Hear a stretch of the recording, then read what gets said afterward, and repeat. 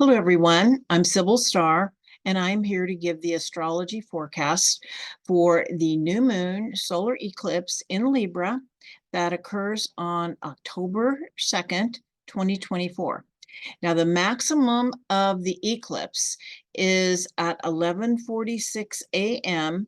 Pacific time, and the eclipse lasts 7 minutes and 24 seconds. This is an annular eclipse, so there is a ring of fire behind this eclipse. Let me show you the image of an annular.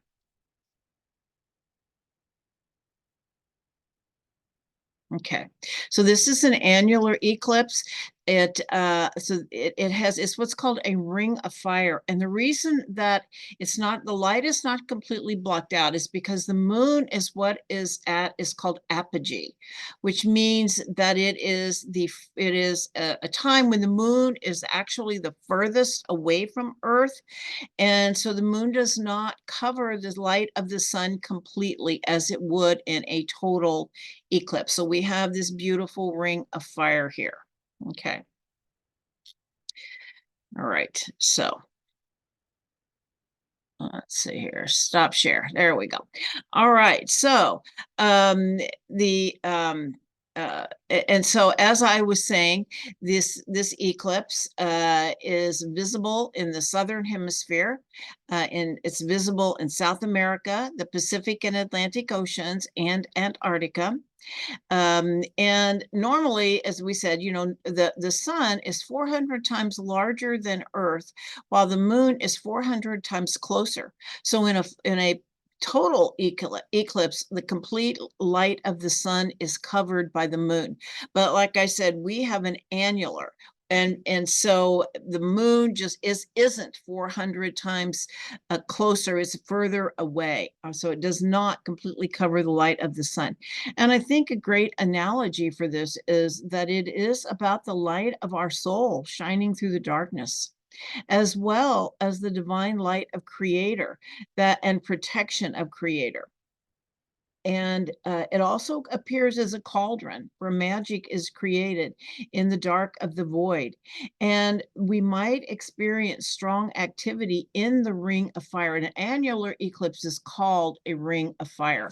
And so, there is a ring of fire of volcanoes that are under the ocean off of the west coast. And, eclipses often produce earth changes, weather events. So there might actually be something happening on the West Coast, or just simple earthquakes. All right, so just more information on an eclipse. Everything in our solar system are made from photons of the sun. So when the light of the sun is blocked, it allows for more cosmic energy to flow into our field, and it disturbs the electromagnetic field of Mother Earth, which often stimulates weather crises and earth changes.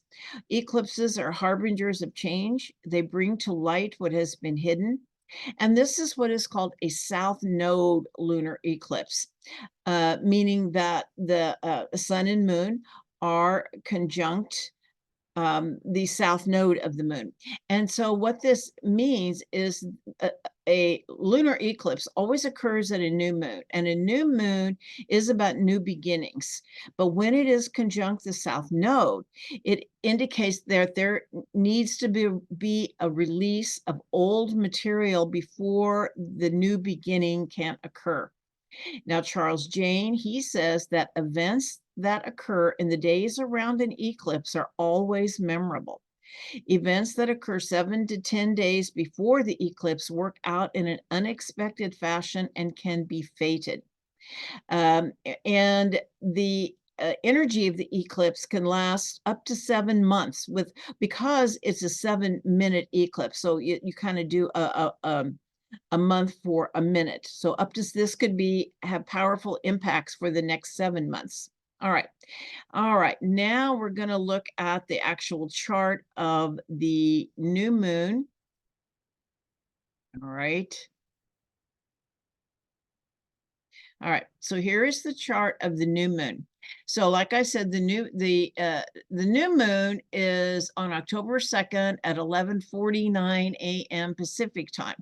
It's still in the throes of the eclipse. It's just that a few minutes earlier, the eclipse would have its maximum fullness. But anyway, so this eclipse occurs at 10 degrees, 3 minutes of Libra. Got the sun and the moon here.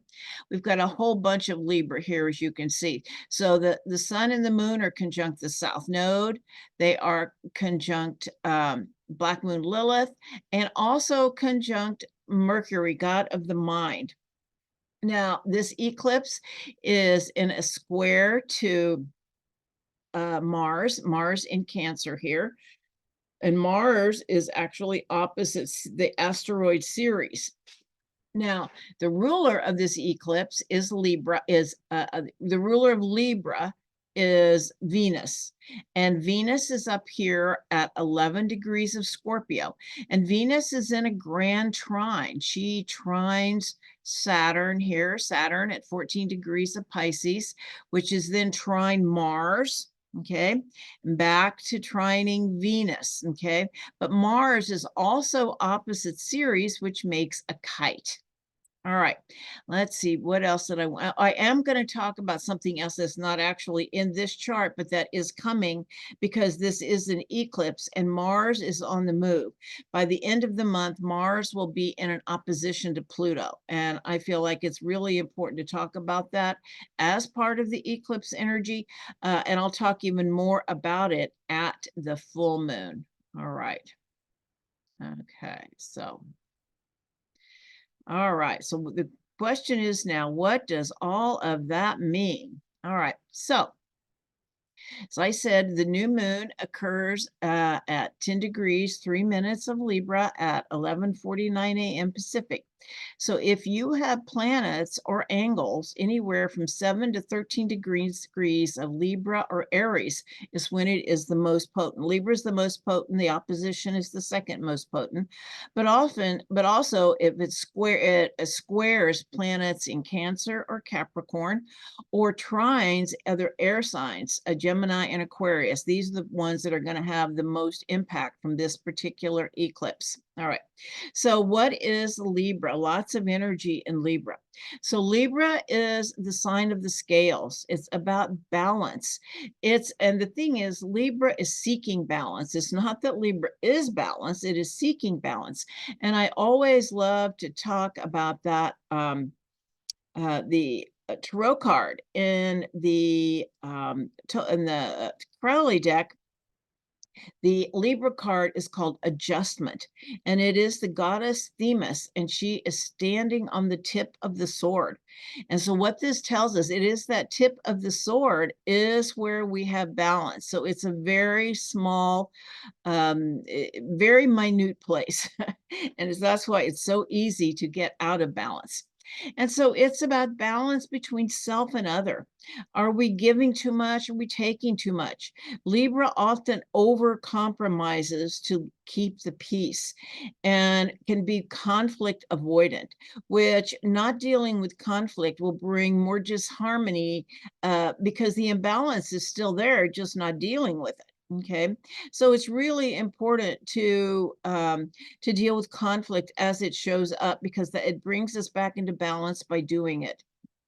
Okay, and an imbalance between light and dark, work and play, all the dualities come into focus, and how to find our place in the center.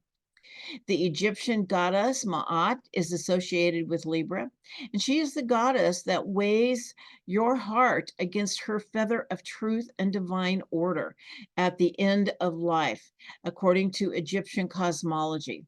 And to know what is really true, one needs to be at peace with yourself. Okay, the heart needs to be at peace. And so that is another archetypal energy of Libra. It is about seeking inner peace and serenity, being centered within yourself. We may get drawn into outer conflicts, but the truth always lies within, no matter what is going on in the outer world. And to come back into the stillness of the center to know what is true. And it brings in the concept of heart coherence. Is when our hearts, minds, and bodies are at one. We feel a deep connection with ourselves and others. And when we feel this connection, not only within ourselves, but to our environment and even to Mother Earth, we are actually in coherence. And that is really what the whole goal is about. And actually, this image behind me, you can't see it really well, but it's really about coherence. Heart coherence, the toroidal energy, that's electromagnetic field that surrounds our heart when it is in coherence, in alignment with our when everything is in alignment. Okay. A Libra is about beauty and aesthetics. Libra is a very kind and empathetic kind, energetically. Many counselors have Libran energy. You know, empathy is an ability to be with someone and experience, not s- to be with someone and feel their pain without taking it on as your own. You know, as they say, walk a mile in my shoes. That is a very empathetic kind of a quote, of a statement. Okay. Libra is very relationship oriented. There is a real deep soul connection. There is a deep need for soul connection with others. And Libra is also, you know,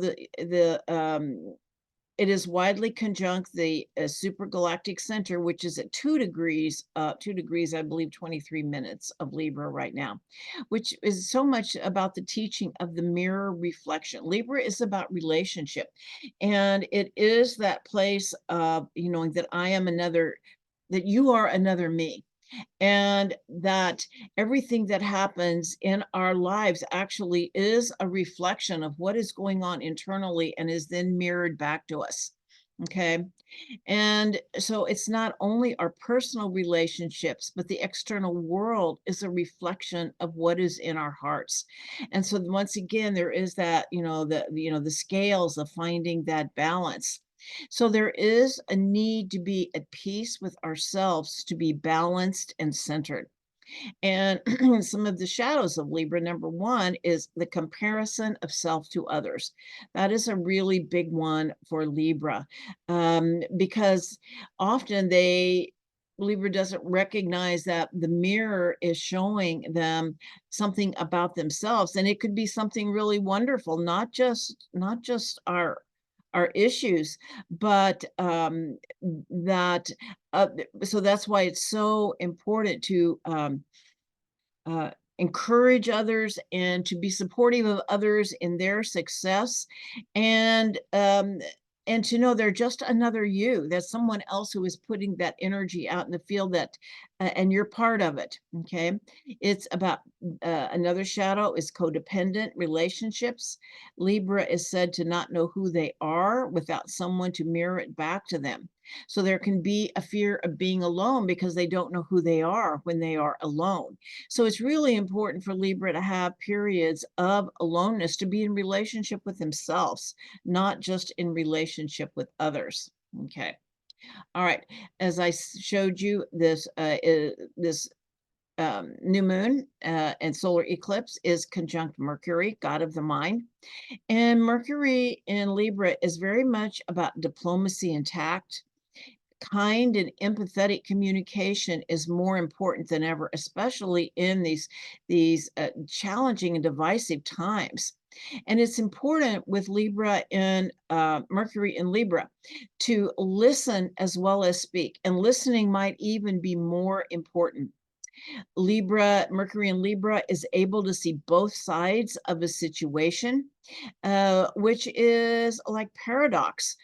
For one thing to be true does not make the opposite false. Both perspectives are true, have an element of truth. Okay. And which leads to Libra's infamous ability to be indecisive, because they can see both truths, because both choices are good or both choices are not good, All right. Many judges have Libran energy to determine what is actually fair and just. Justice is a fair and fairness and justice are also two words that really align with Libra because it's about balancing the scales. And often, what is fair and what is just is not always about equality. Uh, it's what it takes to balance that scale. Okay.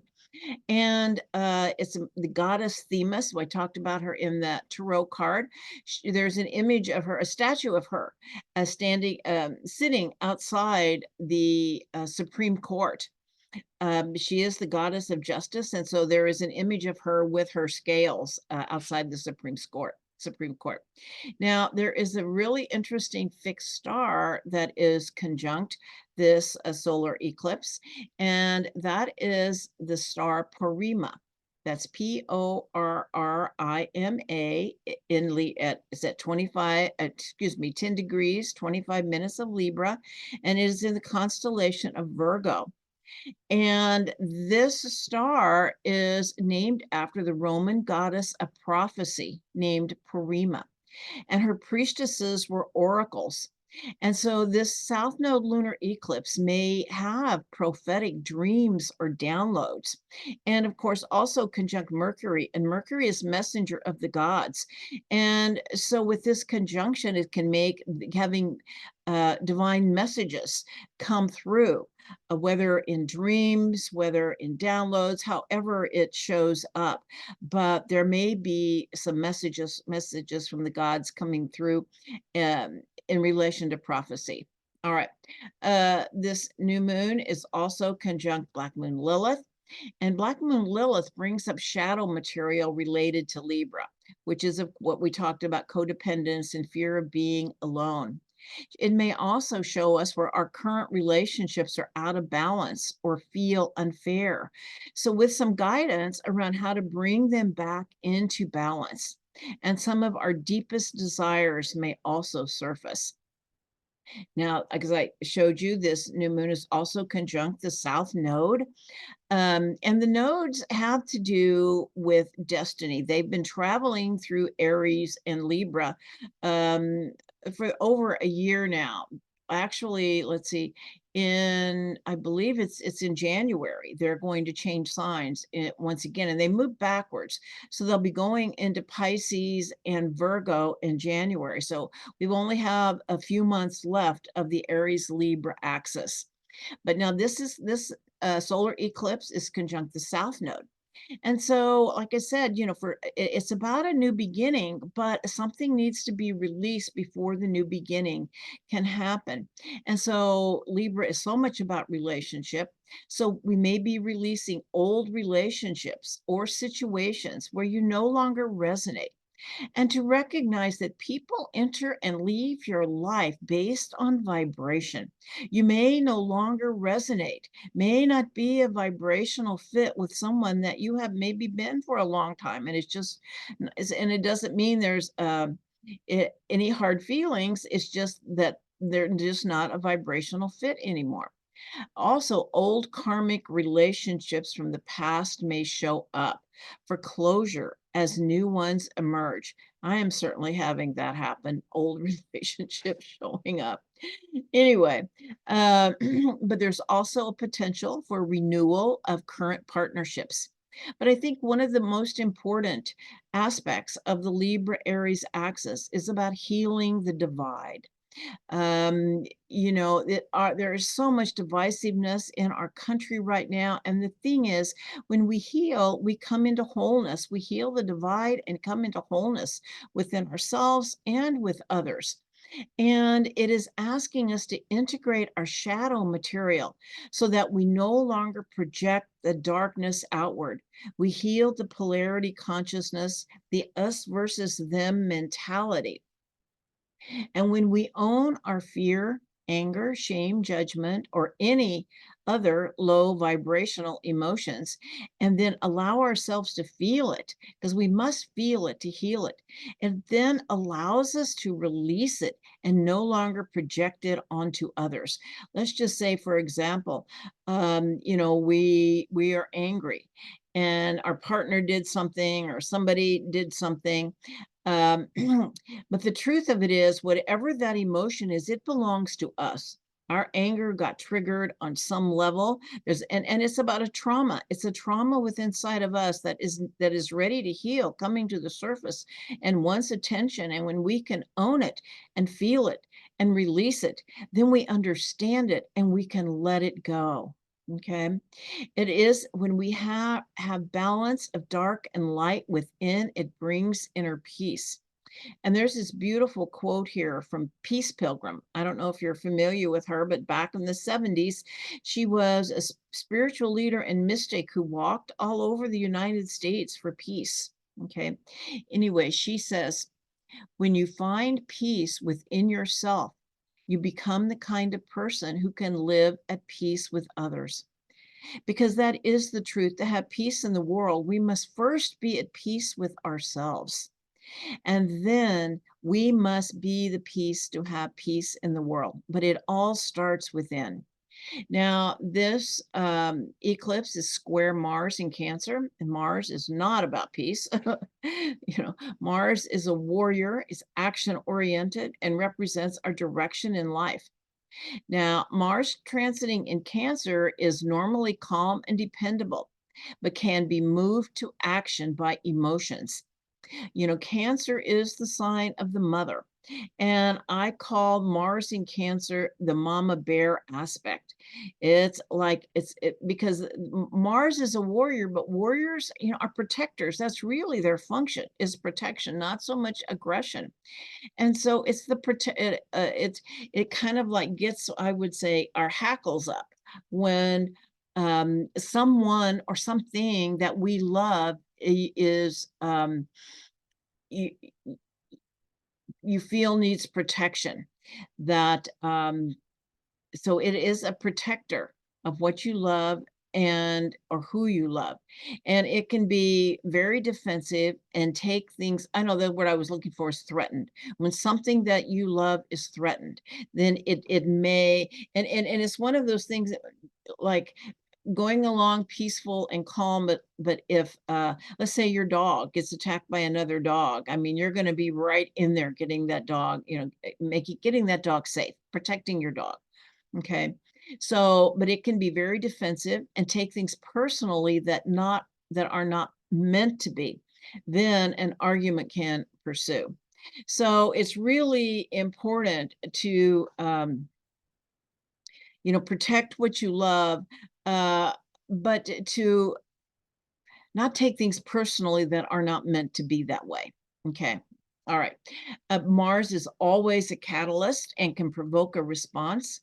And squares bring high levels of tension. A square is a 90-degree angle. It's a challenging aspect, and it's compulsive. It's kind of like once it's like something you can't put down until you deal with it. Okay. All right. It can bring, I feel like what it's going to be bringing is a couple of things. One is unresolved conflict in our personal lives may appear. And also, we know there is a high amount of conflict in the field, and divisiveness, and people really, I'm going to say, taking things personally that maybe are not meant personally. And there is a lot of angry discussions going on, and a lot of projection. I'm going to really put that in. There is a tremendous amount of projection going on in the field.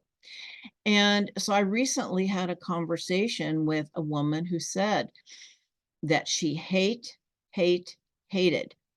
a certain political candidate in the US election. She then said that she would not be shamed for feeling that way.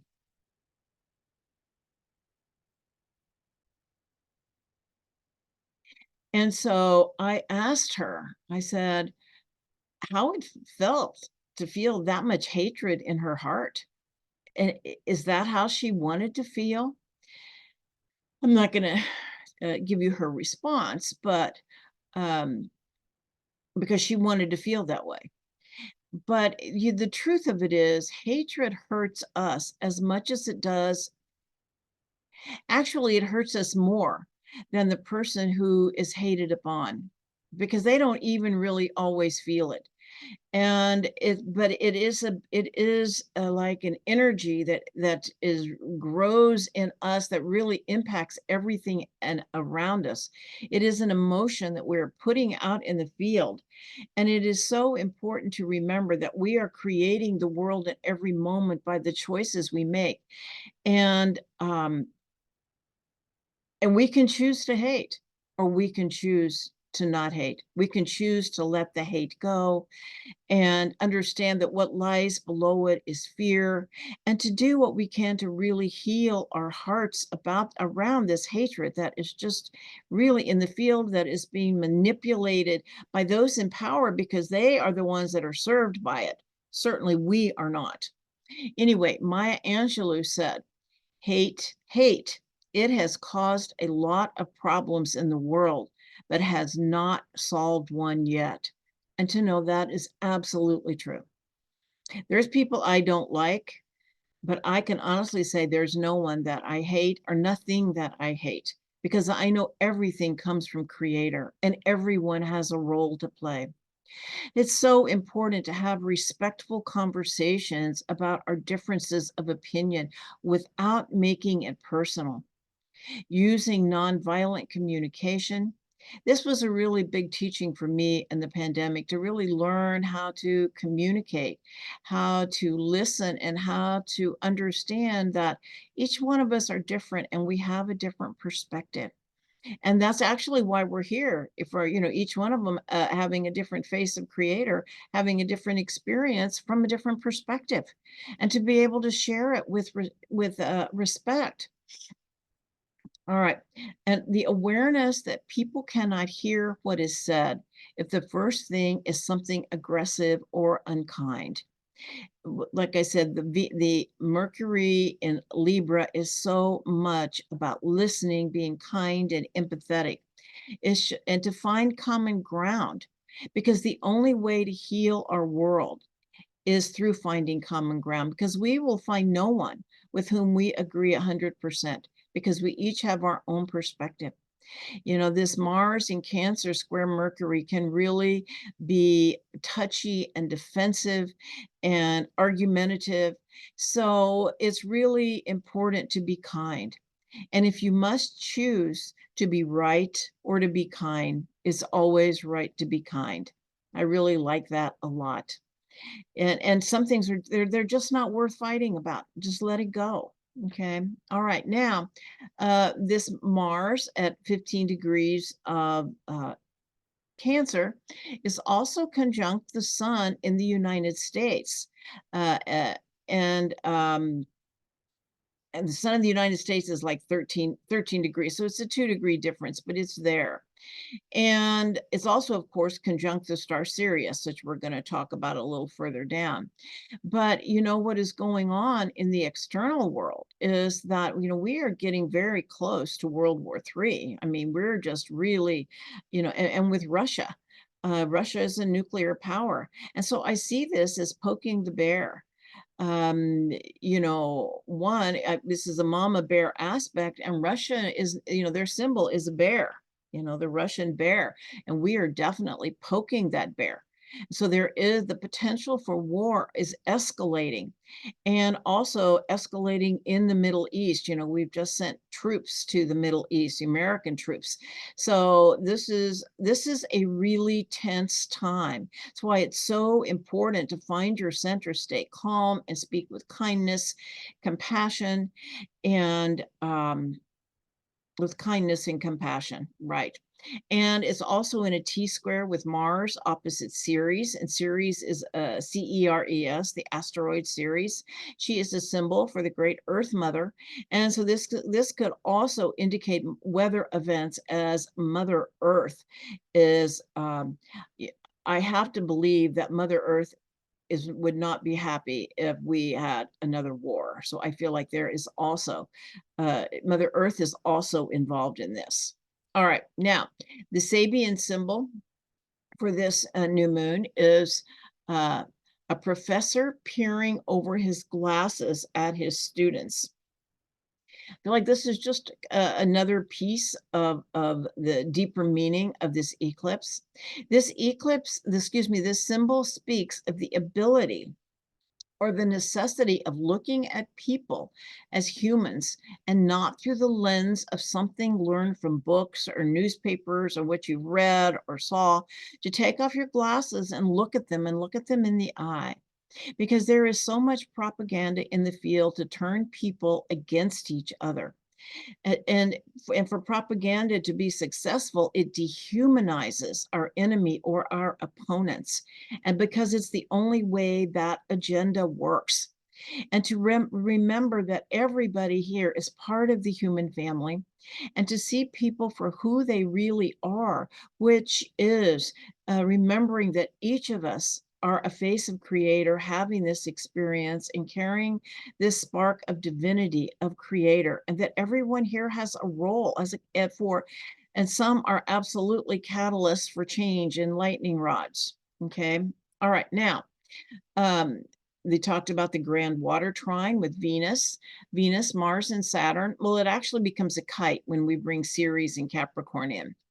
So I feel like what this Grand Water Trine is talking about is asking us, what are our deepest desires? And if you don't know, they may rise to the surface into conscious awareness and come into manifestation. This is also about having a deep emotional connection. Love in the form of a new romance or friendship may appear, as Venus, the ruler of this eclipse, is part of this Grand Water Trine. It may also be a time of increased creativity over the next 6 months. Now, Venus is conjunct a star called Akru in the constellation of Crew, which is the Southern Cross. And it is this symbolizes is divine love. There is a cosmology that says a crew is one of the most beautiful, carries one of the most beautiful energies in our whole galaxy. It is the Christ consciousness, or we could just use the word divine love. Now it's trine Saturn, and Saturn is conjunct the star Eridanus in the not the star Eridanus, the star Ashenar in the constellation of Eridanus, also known as the river. And this means turbulent waters and stormy emotions, but it's also an initiation into grace. And to remind us that our work is to awaken the divine nature within. And a water trine is very much about feeling and emotion. And the thing is, as we are in these times of great change and turbulence, it's so important to stay in our heart coherence, and to be able to feel what is passing through us. And that it is really a time of an initiation into grace if we allow ourselves to feel. And of course, Mars is conjunct the star Sirius, the great mother, and her unconditional love. Sirius is the shining one, and she uplifts the mundane into something sacred. So to know this is very much when Sirius is involved, and Sirius is our spiritual sun. And the Egyptians believed that Sirius is the celestial form of the goddess Isis. And some believe that we are actually in a binary star system ourselves with Sirius. Off-world beings say when they see our sun, our solar system, they see it in a binary system with Sirius. Okay. And then of course we have Ceres, the asteroid. And in Greece, Isis and the goddess Ceres were often combined. And so it is the love of the Great Mother, once again, conjunct the star Alathvar and Lyra, which means peaceful but ready to protect if needed. And I would say this is very much the some of the energy of this eclipse is peaceful, but ready to protect if needed. Okay. Now, I did want to talk about what's happening later this month because it's so important. Because Mars is in motion, even though it's not in aspect at the eclipse, it's in motion, and I'll talk a lot more about it at the full moon. But the Mars is opposite Pluto for almost 4 months due to the Mars retrograde movement. And because Mars goes up to, I think it's like 6 degrees of, it goes from, let's see, it's at 15 degrees for this eclipse. And so it goes all through Cancer. And so it's opposite Pluto at 29 degrees of Capricorn. And I think the exact conjunction is like November 2nd or 3rd, something like that, right before the election. And then she moves into Leo, or not she, Mars moves into Leo, goes up to 6 degrees. And of course, Pluto moves back into Aquarius on November 16th and will be there for the next 20 years. But this aspect, due to the retrograde motion, lasts almost 6 months, not 6 months, 4 months. So it's a lot of tension. Mars and Pluto opposite often means power struggles. And so if you have planets in the late degrees of Cancer, Capricorn, or early degrees of Aquarius and Leo, this event may be particularly impactful to your own personal life. Mars is the god of war and often brings conflict into situations that are unresolved, as well as it brings up our free will, our egoic will, which is also known as free will choice. Pluto is the god of death and rebirth, the underworld, the deep unconscious. Pluto represents unhealed trauma, but also the place of our greatest treasure. And whenever Pluto's around, it says evolve or die. So this is what this is about. It's a power struggle for our own evolution. Okay. And it's about aligning our egoic will with divine will and the struggle that that takes. And divine will is actually our soul plan, our soul template. Free will choice is actually what grows the soul in many ways, but the goal is ultimately to have our free will choice align with divine will or our soul template. And I see this as the Tower card. In the tarot, Mars is the Tower card, or Mars is associated with the Tower card, but I see it just as much to be Mars Pluto or Mars Uranus because of it's the most healing card in the deck, but also brings a great storm. And so we might find power struggles in our personal lives or in the outer world as we are pushed into alignment, and it may be very uncomfortable. When these two planets come together, they can bring violence, upheaval, and war. And like I said, I wouldn't take this so seriously if I wasn't seeing what was going on in the outer world, that, we are talking about sending long-range missiles to Ukraine to send deep into Russia. We see what is happening in the Middle East. And we're now sending troops and arms. And so it's, we're right on that edge there. And so it may come suddenly. So it is important to keep your center and stay calm, and to know that we can impact the outcome of this destructive energy. It will be a complete metamorphosis, I feel, once this aspect is over, but we may be in the dark for a while until the butterfly emerges. And it will be an aspect for almost 4 months, including during the time of the election in the US. And so, of course, I can also see upheaval around that as well. The key for us is to stay calm and centered, and know that a storm is coming, but it could well be the storm that clears the path so we can see our way forward. Trust the process and know that we are loved in every moment and can always ask for help. We are never alone. Be able to see people for who they are. And as we remember our own true divine nature, Know that everyone and everything in our world is sacred, and that the more we are in coherence, we can bring our world back into coherence, because it's the world reflects who we are. For the external world is only a reflection of our inner world. And the more we have heart coherence with the world around us, with each other, and with ourselves, we can bring the world out of the chaos into coherence.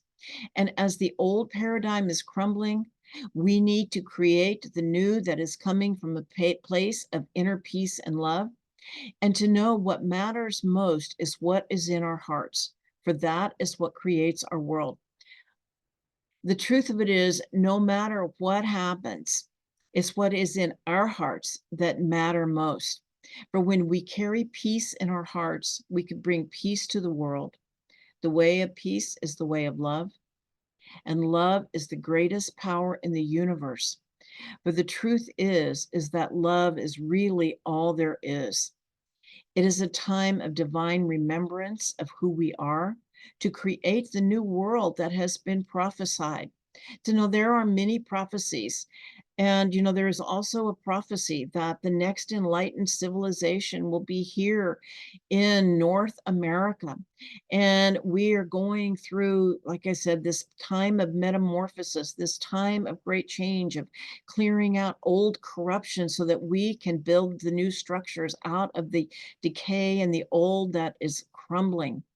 And so to know that now is the time, and to hold your center and send that peace and love out into the world, to your neighbors, to your family, and all over the world, for that, and to come together to do this. And that is how we change the world. All right. So, sending you all many blessings. If you liked this video, please check like and subscribe. And if you are interested in a reading, all my information is in the description box. So once again, many blessings to all, and namaste.